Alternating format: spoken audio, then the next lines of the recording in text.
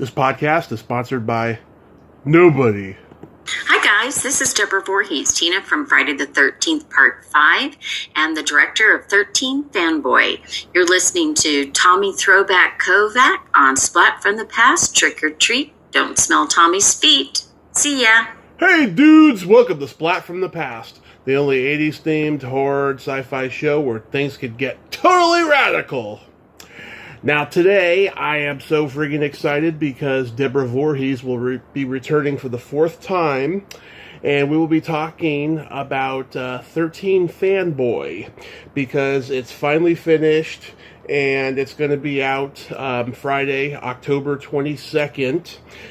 Today is Thursday, August 19th. We're recording this 2 months in advance, and then I'm going to release it that week, because Deborah's schedule is very hectic, and so this was the only time that she could fit me in between now and then, and I am so excited, because 13 Fanboy has been a project she's been working on for a long time, and she's, talked about it, all the other times that she's been on, and now we finally get to talk more in depth about it, and it's going to be friggin' awesome.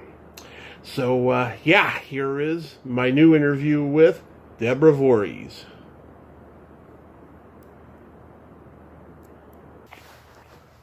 Tommy, how are you? I am spectacular. Welcome back, Deborah. I went and searched back up after you said that. I searched back up in my list. Yeah. I was like, keep it right. I put it on the wrong day. No, it's okay. We can do. Thank you for doing it. I was all ready. Yeah, no, it's okay. Everything is really magnificent.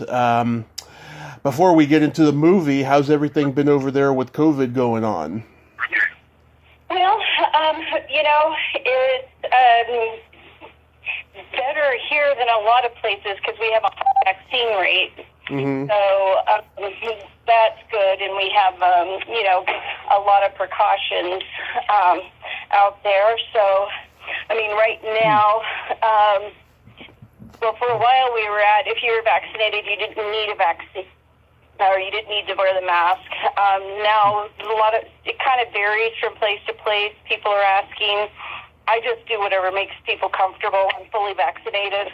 Right. But we're in a real remote area, but we still get a lot of tourists from cities and stuff coming through. Absolutely. So, yeah, we have mostly unvaccinated filling up the hospitals, so. Yeah. It's kind of case closed on this issue. No. We have a low death rate over here. We only had about 70 people die last year, which was good, but also bad for the families. Oh, sure. But, sure. And unfortunately, this particular death is brutal. It's just the one thing I wish I could get across to people. Yes, everybody dies from something, but this is much higher death rate than what we're accustomed to for a virus. Right. And this one is brutal. Yeah, it's probably worse than the plague was. Way worse. I don't know. The Black Plague killed 50% of the population. Yeah. Although, we don't know what would have happened without any kind of modern intervention, because initially the people going up to the hospital and getting on ventilators, 80 to 90% were dying. And that's because they didn't know what to do, and so they were trying to treat it like it was pneumonia. Yeah. And that was the disastrous result. It wasn't until they started trying different things that they started having better luck. So I'm just hoping that, I feel very bad for people who've opted against it and get really sick. It's so much easier with the vaccine. The vaccine is so easy to take. I was a little bit feverish, but it was all for less than 24 hours. It wasn't the end of the world. I had somebody else that decided, a friend of mine who decided not to do it, and he was 3 weeks sick with 103 to 104 temperature. Right. And then in the hospital for another couple weeks, and then now he's out, and he's still suffering with lung issues, and I'm just hoping it's not permanent. I have another friend who has permanent lung damage. Now, she got COVID before the vaccine, so she didn't really have a choice. but luckily she is going to get it, so that'll help. So we'll see. Yeah, we've been fully vaccinated over here. You know, I've heard rumors of a third vaccination probably going to be enforced next month. After 8 months, they're suggesting a booster. I guess. Yeah.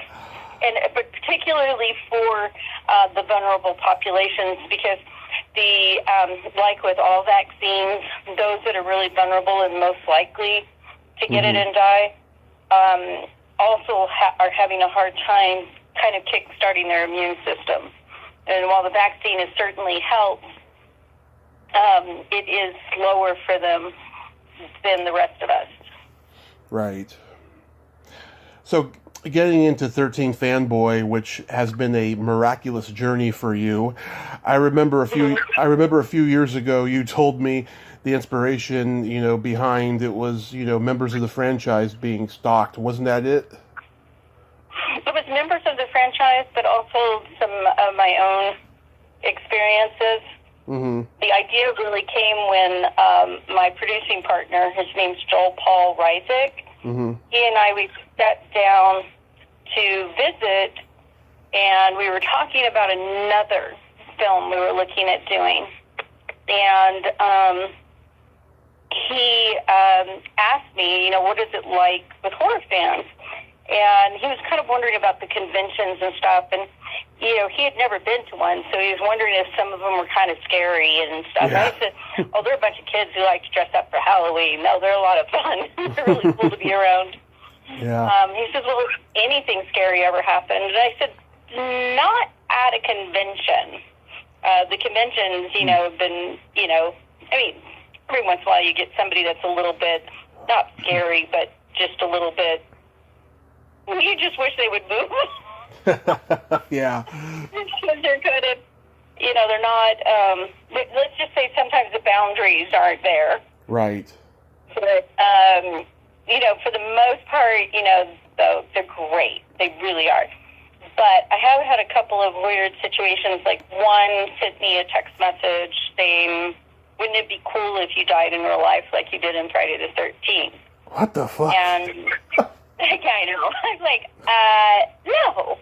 I would really like to die of old age quietly and go to sleep and not wake up to die.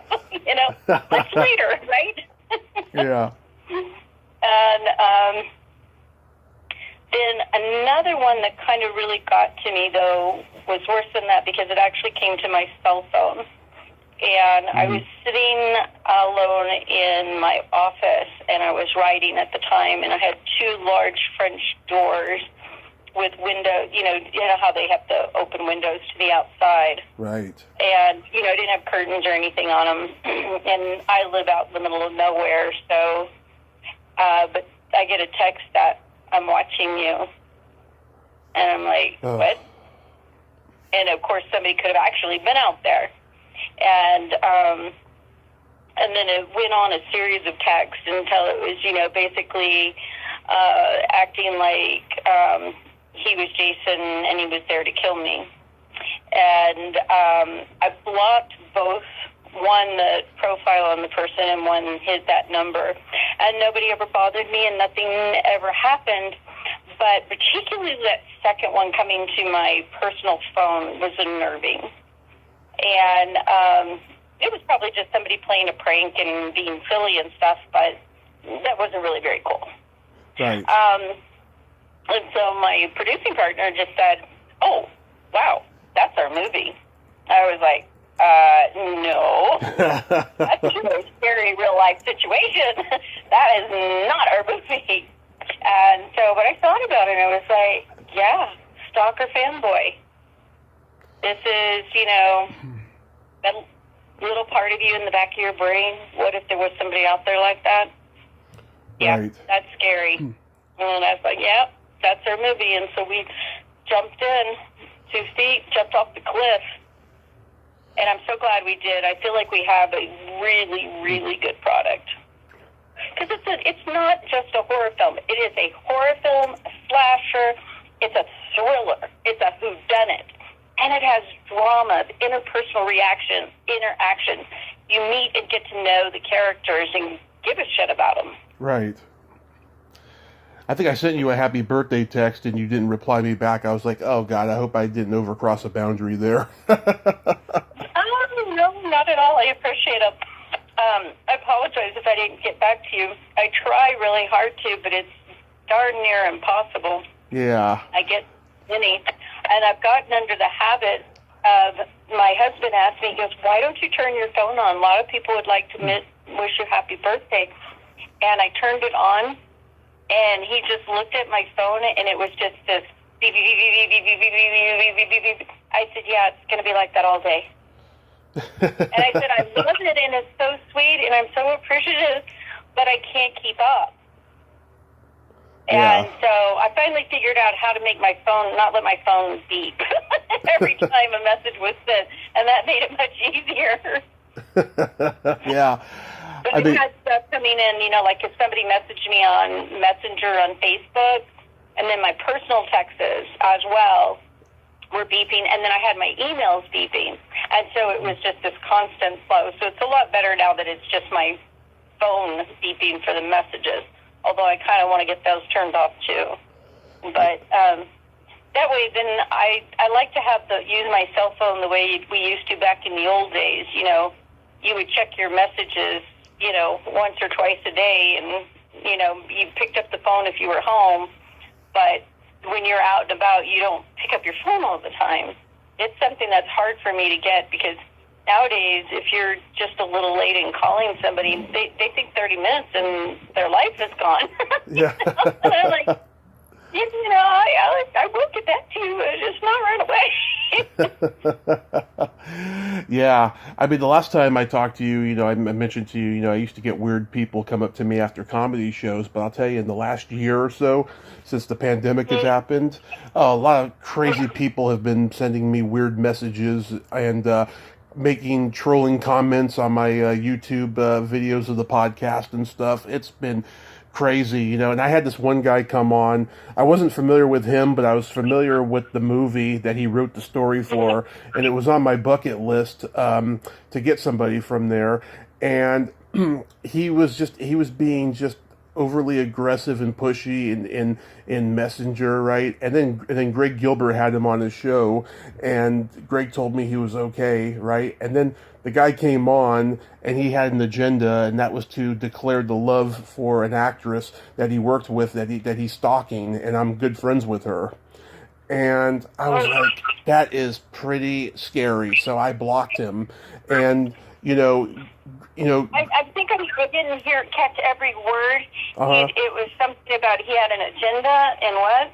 He had an agenda, and it was to come on here and declare his love for an actress he worked with who he is currently stalking, and she's a friend of mine. Yeah, it was crazy, and so I ended up blocking him. Oh, wow. Yeah, and now I won't interview anybody that I'm not familiar with anymore. I am just, oh my God, somebody approaches me and they obviously have an agenda. I'm going to say, sorry, but you can go contact Greg Gilbert. He'll talk to anybody. And it's true. Greg will talk to just about anybody. Who's the guy's name? Or you probably shouldn't tell me. I'll tell you in private later. Okay. Yeah. But, so what year did this come about and you began writing it? That was in 2018 we started writing. Mm-hmm. And it took 3 months. Joel and I, we battered back and forth ideas and stuff, and plot lines and plot twists and that sort of thing. And we had a very, very strong 30-page outline. And so I knew every plot twist, every scene, everything that was going to happen in the film. And then I fleshed it out from there. There were a couple of scenes that he added in some stuff for some fights, because he was going to be our fight coordinator. And he knew kind of like the moves that he wanted. Mm-hmm. And so he wrote some of that stuff in, and a few things. But, I pretty much had everything that I needed, so it really only took about 3 more months to finish fleshing it out. Yeah. Yeah, wow, so it's been like an 8-year project, right? No, this was 2018, not... Oh, I'm sorry, 2018. Yeah. Okay, so it's only been 3 years, but it's been... And that is for a film to go from concept to delivery, that's lightning fast. Yeah, I mean, most movies it takes a lot longer, especially nowadays, for that. Right. I remember, when I first talked to you, it was on 420 in 2018, and you hadn't even begun the crowdfunding yet, and you hinted this project, and it was just in the development stages. And by the time we talked in October of 2019, and you were also on Greg's show at that same time as well, and I listened to that when he released it, and you did not sound like the Deborah that we know and love during that period. You sounded very stressed, very tired. It seems like that the whole filming process just took a toll on you. Probably I was more exhausted because it was just, I was the main point person for everything, and so it was just really super intense. Yeah, because I remember I told you some jokes and you didn't laugh as loudly as you usually do. I was like, what the fuck? I was like, God, this must be a very hard project. Yeah. So you started filming in the summer of 2019? We did. We shot for 11 days in July, and then we went in that next January, we shot another 24 days. And then there was another 3 days in Los Angeles getting exteriors, because a few of the characters lived in LA, so while we shot their inside scenes here, we shot some establishment shots up there. Right. Because I talked to Laura that May, and she told me she was coming out to LA to do her scenes, and I was supposed to go that summer and meet up with her, and it didn't happen. But she told me she had a fun time. Now we shot her here in New Mexico. Oh, okay. We didn't in LA. Oh, okay. Yeah, so I started. So I contributed, I don't know, $20 or $30 to it, and I'm so happy that I get a thanks in the end. I really am. And you what? That I get. I'm sorry, my husband just tried to interrupt. What was it? I said, I donated $20 or $30, so I get a thanks in the end. I'm so happy about that. Oh, neat. Yeah. Yeah, it's funny, after a while I became embarrassed by that audition video I did, and because I look so fat in it, and I told Laura about it just recently, and she's like, oh, can you send it to me? And I was like, yeah, I'm going to send it to you, and then I'm going to take it off of YouTube, because I'm so embarrassed by it. Oh, no. Yeah. So let's talk about the casting, because you have a lot of people from the Jason franchise, like Corey Feldman, Tracy Savage, Judy Aronson, Kane Hodder, C.J. Graham, Lar. How did you get Dee Wallace? Like she's like the only one of the cast who was never in a Jason movie. Like, what gave you the incentive to cast her? We contacted her agent, and what you always do is you just make an offer. And, we made an offer and sent a screenplay in, and she took a look at it and read it, and she was like, oh my gosh, why hasn't somebody already done this? This is a great idea. And we would go from there. What was really funny, though, was her agent was one of my agents when I was in Los Angeles. Huh. So, yeah, isn't that wild? Let me guess, Harlan Bull? No. Oh. Okay. Yeah.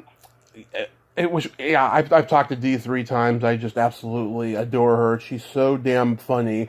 She's got no filter. And she's also very, spiritual. She does that radio show every Sunday. The Conscious Creation. She's just a very special lady. Was she just somebody that you always wanted to work with? Oh, absolutely, absolutely. In fact, when I was looking at this, even though we were initially thinking for the lead role, somebody with Friday the 13th, what I kept thinking in the back of my head, I was just like going, yeah, but Dee Wallace is perfect. That's who I really want. And so I was just thrilled when we could make it work. Yeah. And she's just an absolute, she's just an incredible actress, absolutely brilliant, and kind-hearted, very caring person. And so really nice to have on set. Very kind-hearted, yes. And, I've talked to a few people who she taught in acting, and yeah, she impacted their lives. Right. Oh, absolutely. Yeah. Now, I know you had trouble getting Adrienne King and Tom Matthews for the movie, but was there anybody else you really wanted that said no? No. Well, Tom Matthews, initially, he was going to be playing a detective in it. And, but when we had to film, it had to be a date when Corey could be there, and we got the date. And then Tom Matthews was gone to Europe with his family. Mm-hmm. So that one didn't work out. He later messaged me and said maybe we can do something if there's part two at some point. And then Adrienne, of course, everybody knows that hers was because she was stalked herself. And so that's a little, she said that the script was way too close to reality for her. Right. Right. Was Melanie and Tiffany considered? Well, actually, Tiffany is mentioned in the film, so we'll leave it at that because I don't want to tell you anything about it. Okay. I want you to see it in the movie. Awesome. Yeah, just see stuff. No digging. Thank you. Yeah. Awesome. How was working with Jennifer Banco? Oh, she was a lot of fun. She's a talented young actress. Mm-hmm. Her scenes, she and Kane performed together, mm-hmm. and they had some incredibly intense scenes. Both of them did a wonderful job. Nice. Yeah, I haven't talked to her yet, but she's on the list. Yeah, because I remember her from Part 7.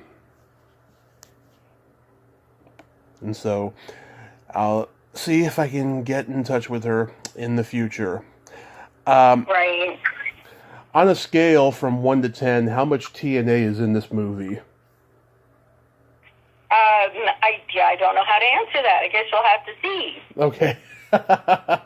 Because you told me before that there's going to be TNA in it, so I was just curious.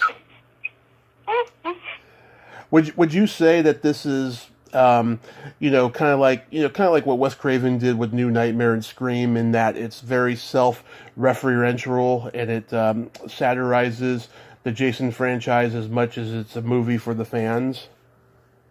I don't think that they're similar at all, other than, in just it's overall very basic. This is much more reality-based, not spoof or farce or anything like that. Mm-hmm. This is a thriller horror.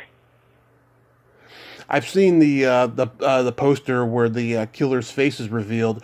Who designed that face, and was it difficult coming up with a sketch of what you wanted him to look like?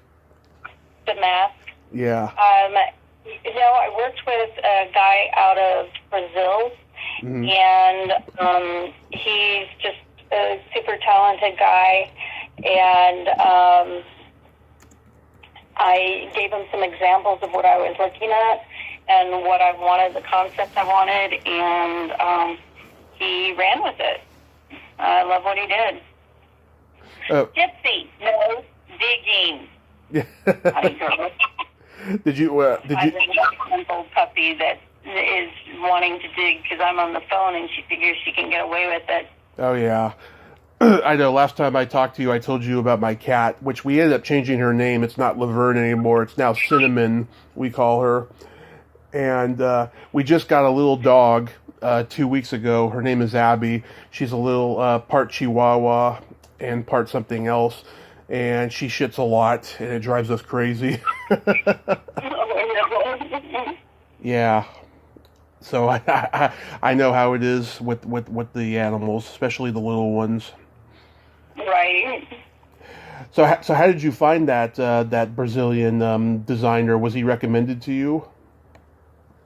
Yes, I put out on in my Facebook group for recommendations, and I looked into several.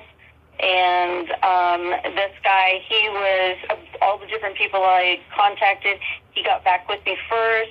He immediately had ideas. You could tell he was 100% gung-ho and ready to go. And so I went with him. Nice. So as we know, in the last decade or so, there's been that lawsuit between Victor Miller and Sean Cunningham over the Jason franchise. And this summer, I've seen a lot of postings about it, and a lot of the fans, myself included, have come to the realization that the series is dead and all the best movies are behind us, and this lawsuit should be thrown out the window. I mean, what do you make of it? It's so hard to say. Will it finally be settled? I don't know the answer to that. I honestly don't. But I think at some point there'll be another one, or maybe many years from now, maybe even after the two are dead, for all I know. But I do think eventually, but I do think that the fans are going to really love what we're giving them. We're not giving them a Friday the 13th movie.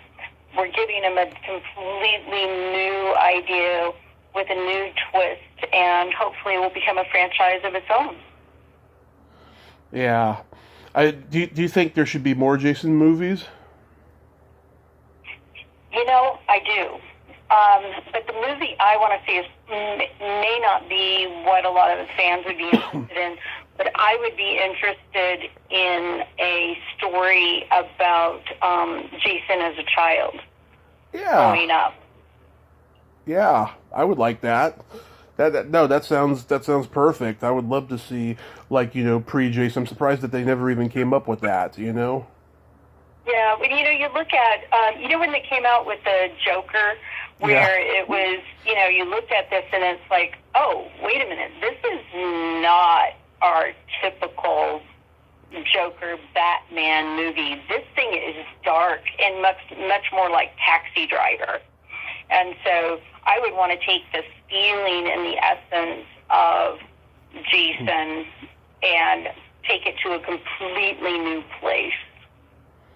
Mm-hmm. Yeah, absolutely. In a way that they did with the Joker. Yeah, I would love to see that, to see early Jason and how, he was formed and all of that stuff, I always wondered if, his mother was abusive to him. Mom and Dad. I mean, there's a lot of questions there because, you can really love your child but also be a psycho and do crazy-ass shit. Yeah. It was clear what she did. She basically started killing off all these people who had absolutely nothing to do with their kids' death. Right. I mean, I've said this many times. I mean, the series, turned shitty after Paramount sold it to New Line. I still feel, I mean, I've come to like, Jason Goes to Hell and Freddy versus. Oh, I always liked Freddy versus Jason, but I've come to like Jason Goes to Hell, and even the two before that one, because I've interviewed the people from it, and they're good people and they're good actors, But I don't know, I think we need new horror villains, which brings me to my next question. Why do you think that no one is coming out with these, appealing horror villains anymore? I question. I don't know.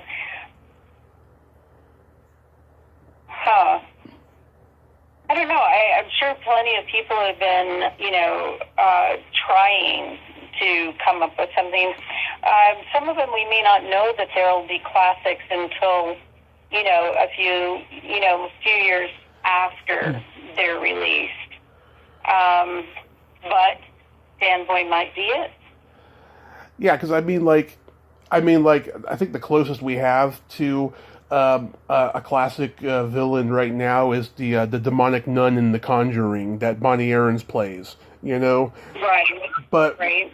But it's like how come no one else is making them? I personally think it's a couple of things. One, everyone's conforming to the woke culture that's selling right now. And two, I think because we have so much more knowledge because of the internet and the openness of the horror stars at these conventions, we now know how life ruining an experience can be for a horror franchise and the people involved. That the young horror filmmakers don't want to put anyone through that predicament, so they do more supernatural, psychological horror based stuff without villains being seen. I mean, that's just a theory of mine. I don't know. I've definitely seen plenty of movies with villains in them, so I'm not sure. Yeah. I mean, I see a lot of horror movies where the villains' faces are not even seen, Right. But I'd like to see their faces and, hear what they talk about and hear if they're funny, like Freddy, and the Tall Man and Chucky and all those villains. Right. I think you're going to really like ours, then. I think you definitely get to know who our killer is and why. I had to, it's funny, the last horror film that I heard had a long anticipation and a build-up hype was Death House, and a lot of people was let down by that movie. It had all these huge names in it, huge horror stars, and, I've talked to the director, he told me, yeah, the studio fucked with it, and that's why it didn't live up to what it was. But I liked it, though, because all the actors were good in it, at least. Right. But I really do think 13 Fanboy is going to be really, really good. I'm really looking forward to it. Thank you. Of course. So, how was your birthday this year? Oh, I had a really nice birthday. I was really swamped with working on getting deliverables and stuff for the film, and I'm still working on that. But, my husband made sure that he had a handful of friends together and met us at a restaurant, and it was just so nice and so pleasant. And it was my 60th birthday, so it was extra special to me to have my family and friends there. Or at least a couple members of my family. Most of my family's in Texas, but I had my sister and a niece there, and so that was really special. Oh, that's wonderful. Yeah. I just turned 38 back in June. I mean, I already feel old because I have arthritis in my leg, in my back from my car accident, I'm sorry. Yeah. Happy late birthday. Oh, thank you so much. Yeah. I mean, at least I'm lucky that my dick still works. There you go. So what's your next movie going to be? I mean, has your horror tolerance amplified since making this movie? Oh yeah, I love making horror. Making horror is a blast. It's like doing a magic trick, trying to make people think something really horrible is happening with it. Absolutely nothing horrible is happening at all in real life. And so, to me, I love that magic side of it. I think that my next one will, right now we are working on an outline for a potential,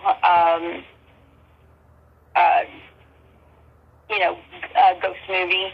Mm-hmm. And this one will definitely have two very strong villains in it.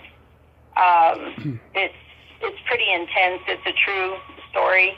Mm-hmm. Of course, we'll be like all of them. You fictionalize them a bit to make them work for a movie and a storyline.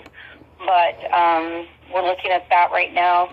And then also looking at, if when Fanboy does well, looking at doing a part 2. Right. Nice. Yeah, I mean, one thing I've noticed, a lot of horror stars, especially the ones I know, you mention, working in other genres for them and stuff, they like freak out because they're afraid that they're not going to be accepted in other genres. Do you have a fear of that? I mean, is there any other genre you'd like to work in? Oh, no, I don't have any fear of that at all. If I make nothing but horror movies from now until the day I die, I'm completely happy and satisfied. They're a blast to make. If I make another genre, that would be great too. I would enjoy that. But I love the intensity of horror. Yeah. The script I wrote a couple of years ago, it's being looked at right now by Sean Patrick Flannery's sister. I interviewed her this week, and she's very interested in working with me in the future. So she's reading it right now, so I'm pretty excited about that. Well, neat. I'll keep my fingers crossed for you. Let me know what happens with it. Thank you so much. I was going to ask you too. Wasn't there a Friday Part 5 reunion on 4th of July at Mad Monster Party? If we were at Flashback Weekend. Oh, okay. In Chicago. Oh, okay. Because I thought Mad Monster Party in Arizona had one too. Actually, it was only Ron and Carol there. Oh, okay. Yeah, was it fun? I don't know. I wasn't there, but he said he enjoyed it. But I mean the Flashback Weekend. Oh, the Flashback Weekend. Oh, yes. No, it was a lot of fun. It was really nicely done. The organizers of the convention did a tremendous job. Yeah, it was a really nice one. I would highly recommend it to fans. Mm-hmm. Was what were the COVID restrictions?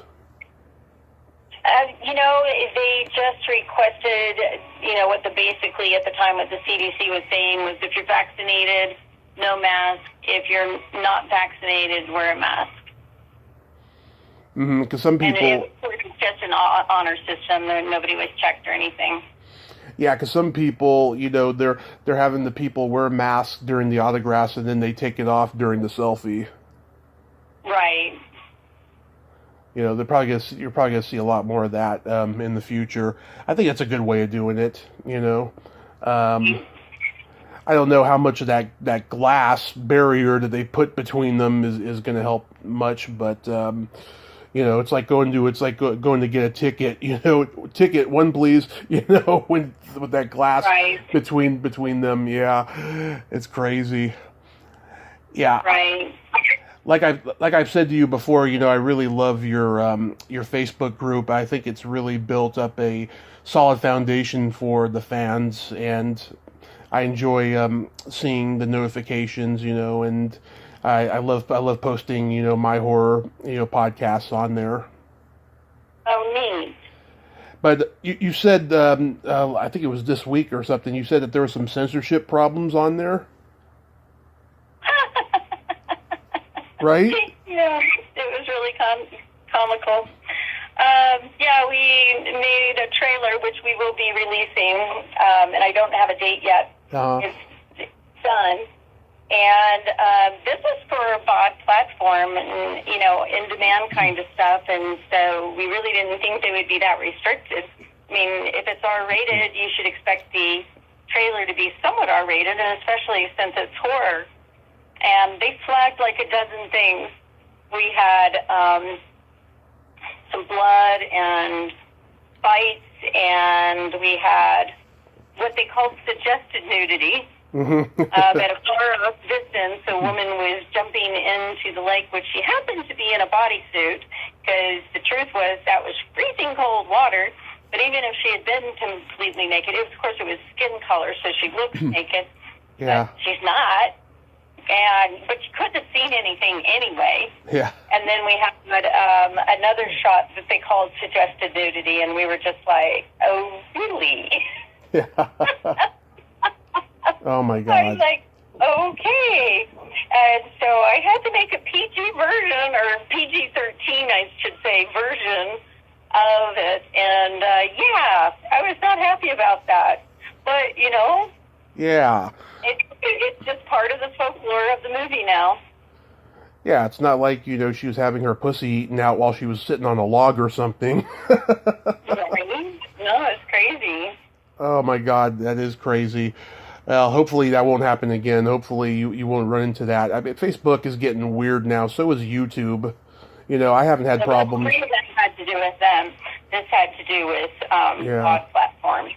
I have no problems with YouTube personally, but yeah, I've heard lots. Hoping they don't have a problem with our full-fledged trailer. I'm keeping my fingers crossed. Yeah. So 13th Fanboy will be available October 22nd, but where is it going to be shown? I don't have details on that. As soon as I do, though, I will definitely post them in my horror group.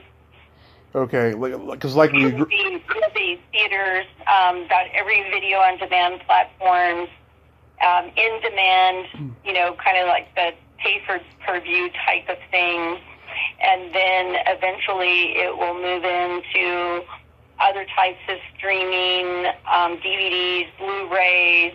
I'm hoping, during the theatrical, we're hoping to get some drive-in theaters as well. Oh yeah, because those are coming back. Right. In fact, a lot of comedians. That is one really wonderful thing. Is I love a good drive-in movie. Same here. Oh my God, I went to the drive-in with my dad growing up. We saw everything at the drive-in, and it was just fantastic. I adore drive-ins. It's been over 20 years since I've been to one. Right. Yeah. Oh my God. Yeah. Oh, that would be so cool. Yeah. A lot of comedians are doing stand-up at drive-ins, and they don't get heckled. They just have people driving away. Interesting. Yeah. I would like to some drive-ins. I think it would be neat to, and I would like to use them for other things, you know, besides movies, but, you know, everything from concerts to, you know, something like that, maybe. But, yeah, that would be really neat to have, I think. Yeah, that would be. So I have a really funny joke for you.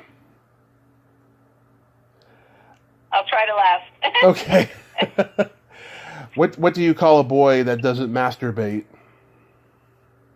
I'm clueless. A liar. No, that's cute. Yeah, that's one of my newer ones that I've been telling, and people have really liked that one.